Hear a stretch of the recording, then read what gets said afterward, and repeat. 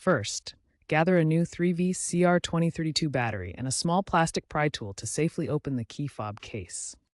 Next, locate the seam at the base of the key blade where the two halves of the fob meet. Gently insert the plastic pry tool into the seam and twist to separate the two halves of the fob. Avoid using metal tools to prevent scratches. Once the case is open, you'll see the battery compartment inside. Make sure your hands are dry before handling the battery. Remove the old battery from the compartment, noting that the positive side should face up. Ensure the battery terminals are clean before inserting the new one. With the key fob open, insert the new CR2032 battery into the compartment, ensuring the positive plus side faces up. Secure the battery properly. Next, carefully align the two halves of the key fob casing. Snap the case back together, ensuring a tight, even closure all around.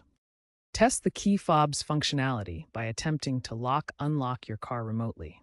If the fob doesn't work immediately, double-check the battery orientation and ensure the case is fully closed.